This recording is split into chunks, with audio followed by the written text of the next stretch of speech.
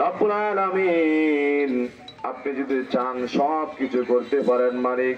আল্লাহ তাআলা অসুস্থ রহমতকে সুস্থ রহমত দ্বারা শিফা দান ফরমাও। আপনি উলামায়ে কেরাম দোয়া করেছেন, কোরআনে খতম করেছেন, মহান আল্লাহ যাতে সেই দোয়াকে কবুল করেন। আমাদের মধ্যে যাতে আমাদের নেত্রী মা বেগম খালেদা জিয়াকে সুস্থ সময়ে নেক হায়াত দিয়ে আমাদের মধ্যে মহান আল্লাহ ফেরত দেন, এবং আমাদের মাঝে যাতে আমাদের এই দেশবাসীকে সেবা দিতে পারে সেই লক্ষ্যে সকলের কাছে দোয়া চাই। আমরা আমাদের কথা বাড়াতে চাই না, আমরা সকল পর্যায়ের মা বোনদের কাছে সারা দেশের সারা পৃথিবীর মানুষদের কাছে আমরা দোয়া চাই।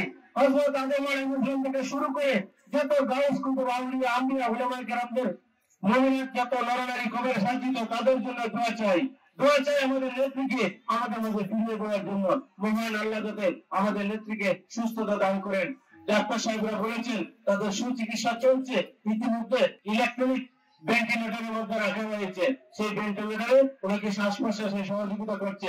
উনি একটু আরোগ্যের দিকে আমরা চাই, তারপরে আপনাদের দোয়ার মাধ্যমে যাতে মহান আল্লাহ কবুল করেন, মহান আল্লাহ যাতে সুস্থতা দান করেন।